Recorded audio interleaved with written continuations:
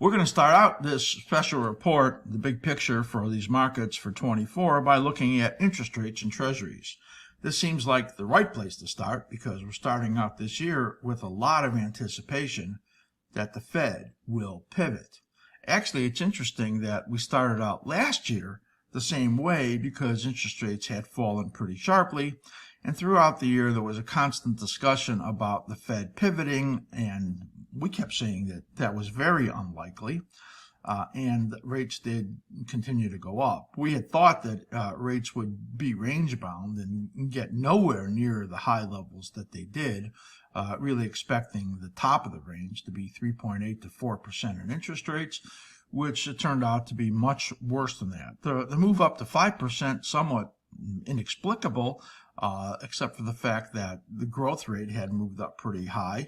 But then as the hopes for lower interest rates actually came to fruition because of anticipation that there actually was going to be a recession here in 24, then the hopes for the Fed pivot have really built again. So we're going to start out looking at really a blank chart, because for those of you that are brand new looking at this, we really want to look at the canvas that we do our artwork on as we do this analysis. 10-year yields we're looking at. The only study we have on here is our reversal scout, which is very key to cycle analysis when you look at it on a weekly and monthly chart. So this is the monthly look at TNX 10-year yields.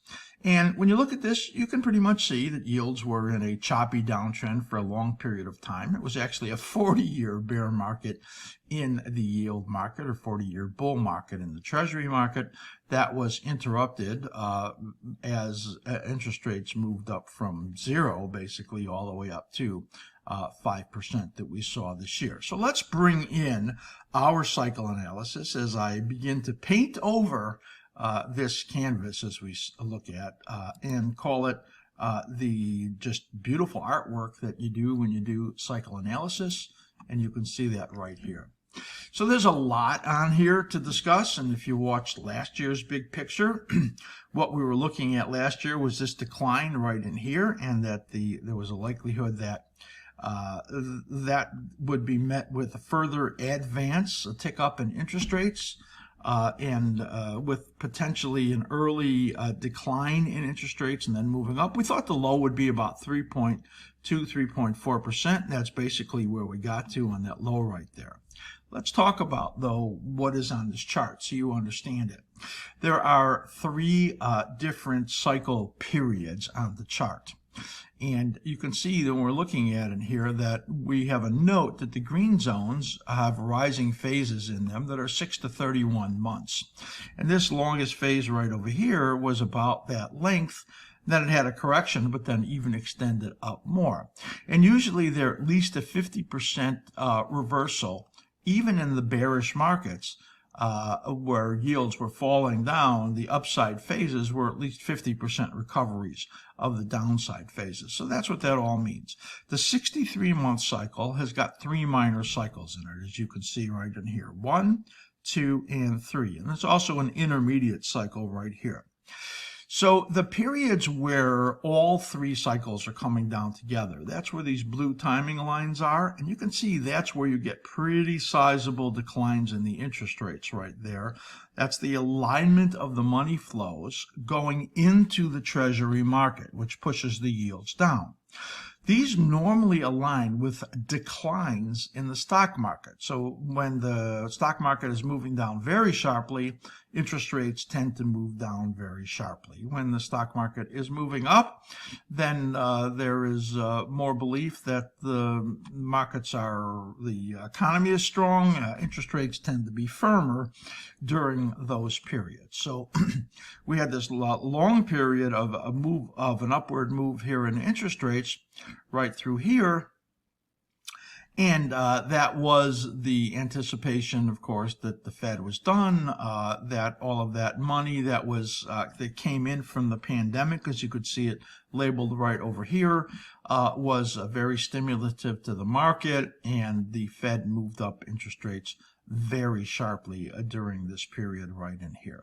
Let's take a look here as we look just at these last several years in here. We're looking back to about 2014-15 and looking at these large harmonics. And I want to look right now where we are. This is very important because we're projecting for the coming year.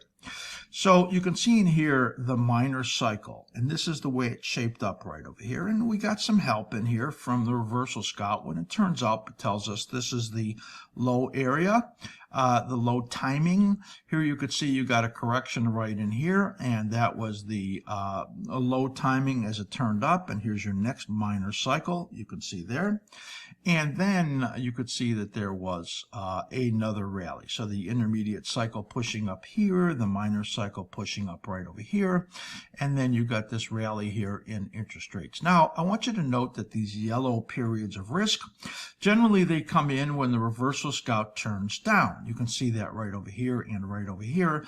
When you get into periods where there is a nesting of the cycles, those are the red area right over there, a nest right over here, a nest right here, and there was a nest right here. This is where we came into the year last year. Right over here, we thought that interest rates would come down a little bit more. In other words, that the treasuries would rally some more. And then we'd get another rebound that would take you up into this area right over here. We did not expect this big move here in interest rates in that 2-month period, but then it came back down into the range we expected. So now what do we expect? We expect that this rising phase right over here has ended. We see that because this is the downturn right there in the reversal scout. That says to us that the Treasury market is likely to continue down all the way into mid-25. In other words, Treasury yields come down into mid-25. You can see right over here that we're looking at the potential for yields bouncing. And we think that there's going to be disappointment in the markets where it turns out that something happens where interest rates pick up again. They realize that the market has overpriced or the amount of interest rates will come down for the year. And you can see in here right at this point where we're looking for a flat. That actually happened right here. And it happened right over here also, with still some months to go on the downside. You can see that. That's what we're expecting right in here. So over the course of maybe the first, we'll call it into the second quarter of the year, we expect a rebound in yields. That rebound in yields should get up between, that's 4.24. This level here is 4.4, let's say it.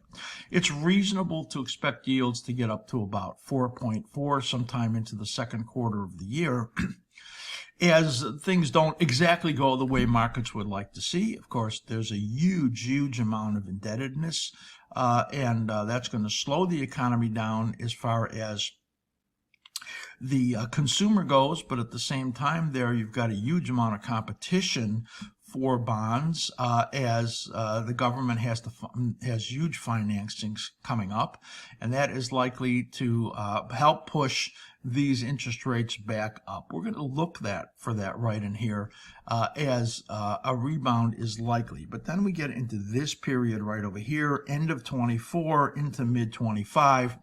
And this is really where yields could come down very sharply. But again, we're only projecting it down to about 3.2, 3.1%, but potentially down here 3.1% out into 2025. So we are not expecting a giant decline in interest rates. The only way to get that is in a very deep recession and a collapse in stocks, because the only time you get these big declines in yields is when there is a collapse in the stock market.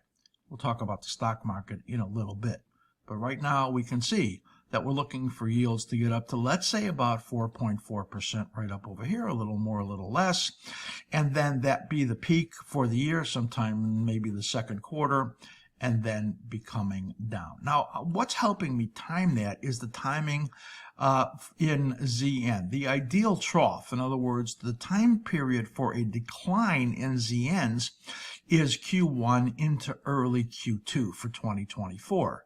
That's where I get the timing for this bump that we're likely to get in yields into early 2024. Let's examine that as we look at the /ZN chart.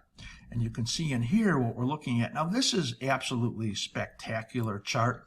When you look at this, you can see that the average cycle lengths are just really, really good. When you look at that, as you can see here, that this cycle was end of the cycle was 15 months, 18 months, 18 months, 17 months, 18 months. There's just beautiful cyclicality in here. You could see the head and shoulders that formed here in the ZNs as interest rates were about to fly, and once it broke down, it projected down here, but it actually fell much lower. So you could see 18 months, 17 months, 17 months. The ideal cycles have about 17 months in length, as we have highlighted right here. And that then illustrates where we are right now. You can see here that this low right over here in October was only 12 months long. Now, this is unusual. And then you got this pop right over here. And now we're looking for a decline to finish the cycle, which should take you out to somewhere, let's say, if October was the 12th month, then January is the 15th month. That means that sometime in the next 3, 4, 5 months, probably 3 or 4 months, there will be a decline in here, which then takes you out into the second quarter of 24. That's that pop we're looking for in yields out into the second quarter of 24. That's the alignment in here.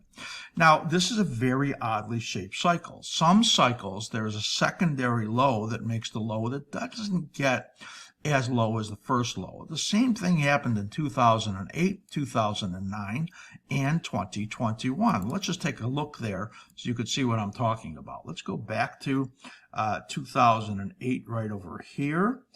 Right there, and you could see right in here there was that pop, and then it came down and it finished the cycle. That was on a 16-month.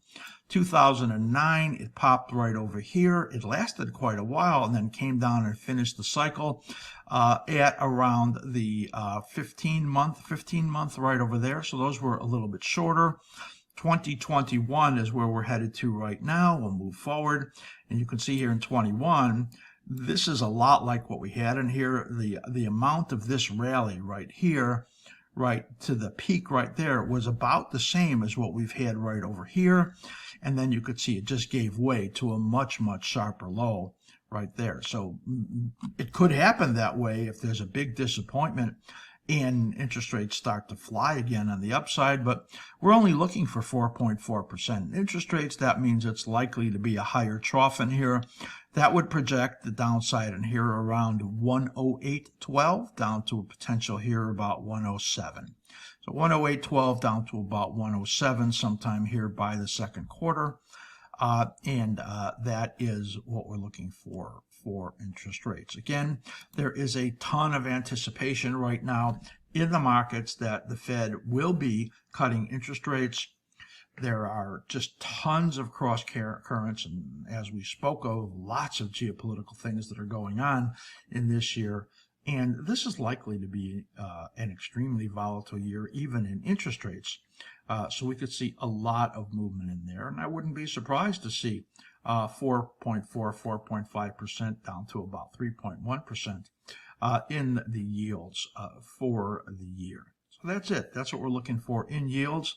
They will certainly be reflective and influential to the rest of the markets and be reflective of the what the Fed actually does and what happens geopolitically and also as far as the overall economy goes. That's the look at interest rates for 24.